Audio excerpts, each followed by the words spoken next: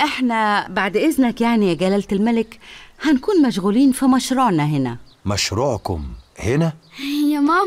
يا ماما قلتلك سيبيني أنا هفهمه.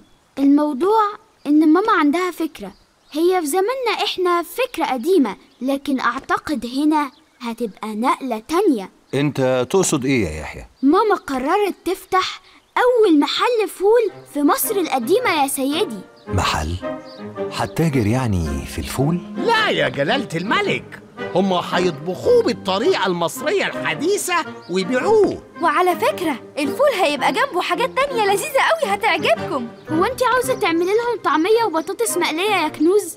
هو خلاص ما بقاش فيه أي احترام للمغامرة. يحيى يا حبيبي افهم بقى، ده مشروع مهم جدا. انت ليه شايف الموضوع كده يا يحيى؟ زي ما مامتك قالت، احنا هنا وده امر واقع.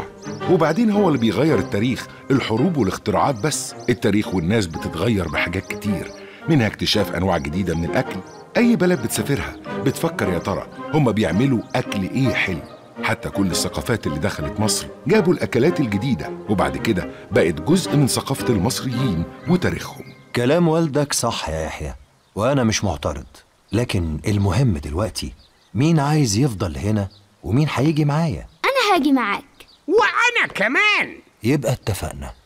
أما بقى بالنسبة ليكم فأنا هبعت معاكم اللي هيساعدكم في كل اللي هتعملوه، وكمان في موضوع الفول. يا سلام، أيوة كده.